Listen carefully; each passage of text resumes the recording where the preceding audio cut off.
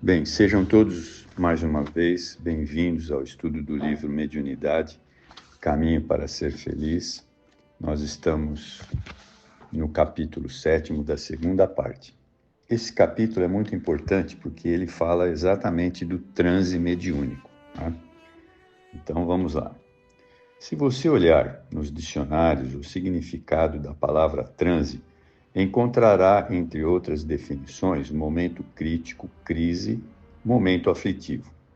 Mas o dicionário Aurélio coloca também estado de médium ao manifestar-se nele o espírito, o que dá uma ideia de que o médium está num estado especial quando ocorre a comunicação mediúnica.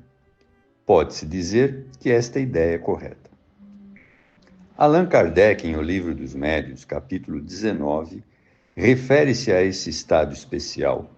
Numa pergunta sobre o assunto, tendo os instrutores espirituais respondido que o médium, no momento da manifestação do espírito, está num estado mais ou menos acentuado de crise, conforme a linguagem própria do século XIX. Na atualidade, chamamos de transe esse estado que caracteriza um instante da comunicação de um espírito. Mas o que significa este termo? Genericamente, define-se transe como um estado alterado da consciência. Jaime Servino, no livro Além do Inconsciente, esclarece que a interiorização da consciência é o aspecto básico do transe. Nele, há um estado de baixa tensão psíquica. Assim, chegamos ao ponto capital desse tema, o transe mediúnico, que é um estado de consciência alterado do médium, que possibilita a expansão do seu perispírito. Isso é muito importante, a expansão do perispírito, né? Por quê? A comunicação se dá de perispírito a perispírito. Para que ocorra a necessária sintonia e imantação com o espírito que se deseja comunicar-se. O transe mediúnico não deve ser confundido com estados patológicos, tais como estado crepuscular dos histéricos e epiléticos. Em casos de traumatismo crânioencefálico, delírio febril, estado de coma, pode surgir eventualmente o transe, mas que nada se relaciona com o caráter mediúnico. É totalmente diferente, né? O transe pode ser superficial ou profundo, dependendo do gênero de mediunidade que a pessoa apresenta. Deve-se levar em conta, ainda que para a sintonia com determinados espíritos, é imprescindível um transe mais profundo, de acordo com o tipo da mensagem a ser transmitida. No transe superficial, a pessoa não perde a consciência e sabe o que lhe está ocorrendo. Então, aqui a gente faz um pequeno parênteses, né? Que a maioria dos nossos casos são os transes superficiais, onde a pessoa não perde a consciência. Por quê? Porque isso faz parte do nosso aprendizado. Nós, que somos médiums, precisamos aprender certas coisas. Aquilo que o espírito está colocando é para o espírito, mas também para o médium de incorporação e para o médium que está dialogando. Isso são maneiras que a espiritualidade nos proporciona para que nós aprendamos. Então, na maioria das vezes, o que ocorre é que a pessoa não perde a consciência, ela sabe exatamente o que está acontecendo para o seu aprendizado. Mas continuando. No transe profundo, também chamado de transe sonambúlico, o médium fica inconsciente e, ao terminar a mensagem do espírito comunicante, não se recorda do seu conteúdo ou do que lhe ocorreu. Isso é muito mais difícil de acontecer, né? Não me recordo de casos para falar sobre isso nesse momento, mas eu acredito que eles são raros hoje em dia. Compreende-se que existem muitas gradações nesses dois tipos de transe. Existe ainda um outro tipo de transe, que é o anímico, ou seja, provocado pelo espírito do próprio médium, sem que haja intervenção de um espírito desencarnado. Esse estado acontece pela propriedade de expansão do perispírito, que o Dr. Gustavo Gelley denomina de descentralização. Vejamos como ele define o médium. O médium é um ser cujos elementos constitutivos, mentais, dinâmicos, materiais, são suscetíveis de descentralização momentânea. Ele acrescenta que essa tendência inata para a descentralização é reforçada e facilitada pela prática da mediunidade.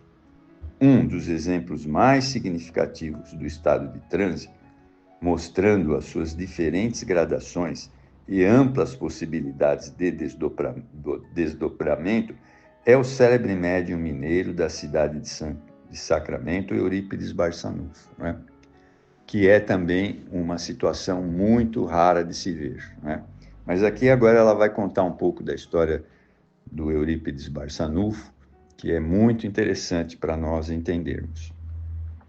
Eurípides Barçanufo, ele nasceu em 1/5 de 1880 e desencarnou em 1/11 de 1918. Espírito de escola, inteligência brilhantíssima, professor, educador, conhecido e amado no meio espírita pela sua vida missionária.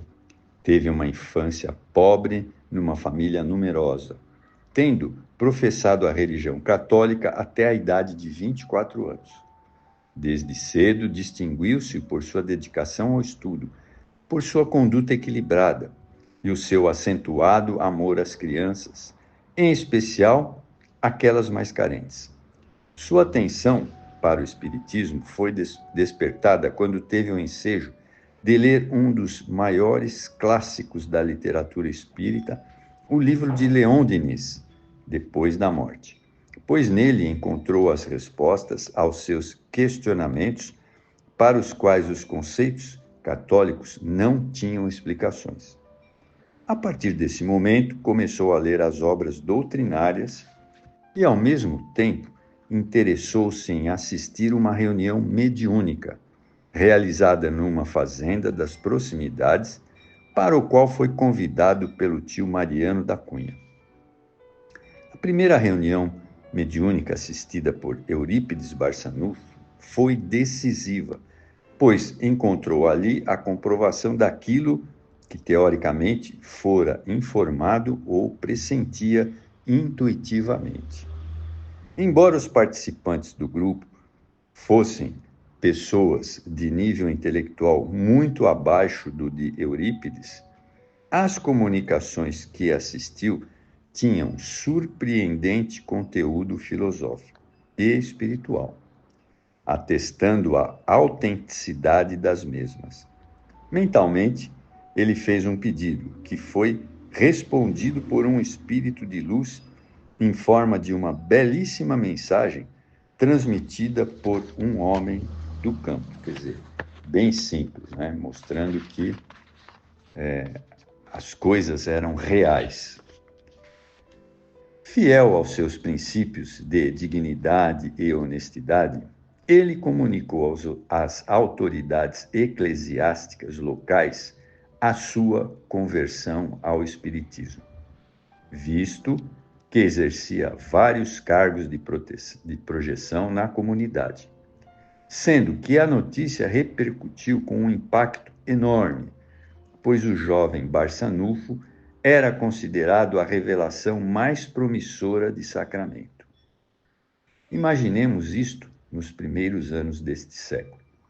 Como não podia deixar de acontecer, sofreu perseguições e humilhações, até a sua grandiosa e meritória obra fosse reconhecida. Bom, isso é uma coisa que os espíritas sempre tiveram que carregar, né? Kardec, iniciou com Kardec, né? No tempo de Jesus, aqueles que o seguiram também foram massacrados, né?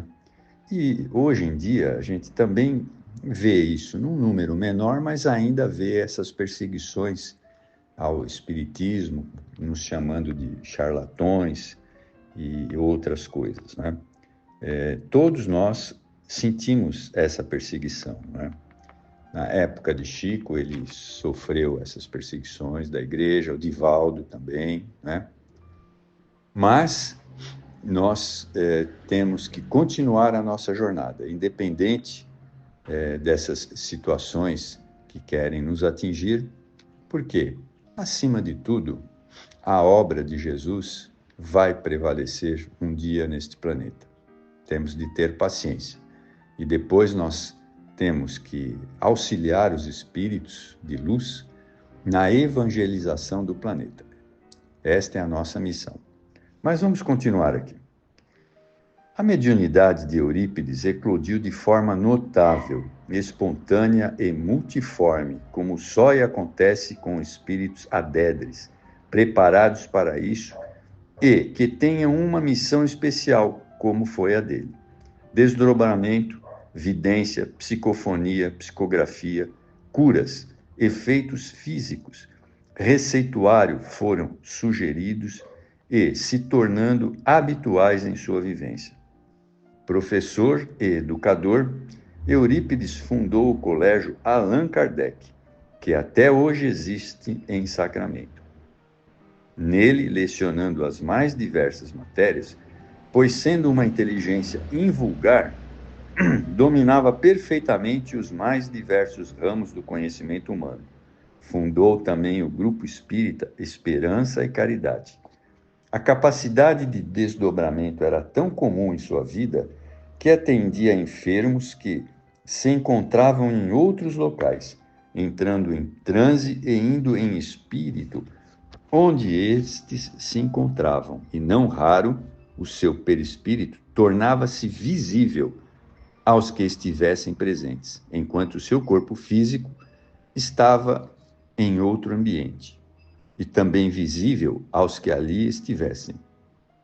Isto acontecia até na sala de aula, quando havia urgente necessidade de atender uma pessoa gravemente enferma ou em perigo de vida. Eurípides era convocado pelos mentores espirituais para atendê-la nesse processo de desdobramento. Os alunos habituaram-se a este incomum atendimento. E quando notavam que o professor de repente se tornava meio paralisado, diziam entre si: seu Eurípides já se foi. Então, isso é uma mediunidade muito difícil de nós vermos, né? Mas Eurípides Barçanufo, por ser um espírito muito, mas muito acima das nossas capacidades de entendermos, tinha essa condição de estar em dois lugares ao mesmo tempo, que nós chamamos de bicorporiedade. Mas vamos lá, continuando a história desse grande espírito. Por ocasião da grande epidemia de gripe denominada gripe espanhola, que vitimou milhares de pessoas no país e no mundo, né? Eurípides dedicou-se a atender aos enfermos, passando noites em claro ao lado dos seus leitos, sem tempo para dormir ou cuidar de si, o que acabou por levá-lo a contrair a doença, vindo a desencarnar em poucos dias, por estar com a saúde já debilitada em virtude da constante doação em favor das criaturas, sem tempo para resguardar-se de forma mais eficiente. E também a gente precisa admitir, né, que esse tipo de mediunidade que ele tinha gasta muita energia do corpo físico, né, essa bicorporiedade.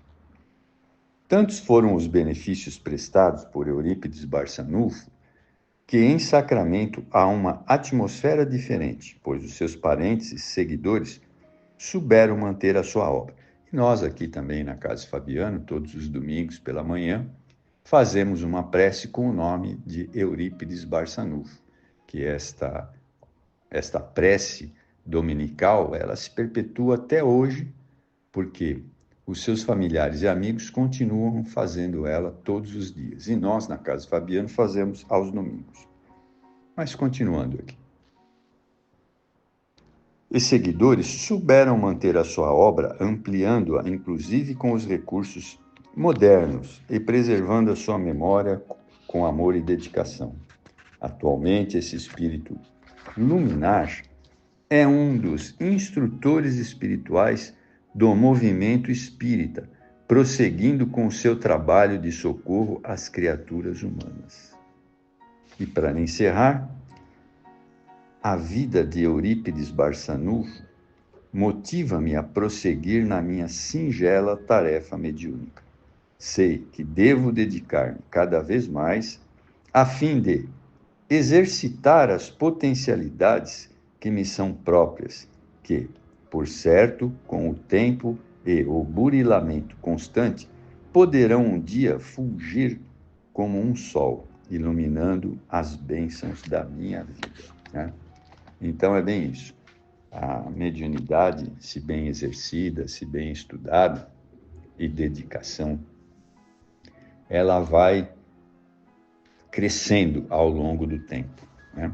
Cada vez mais nós expandimos a nossa mediunidade à medida em que estamos sempre estudando e fazendo aquilo que Kardec nos ensinou e também segundo os ensinamentos e exemplos que Jesus nos deixou.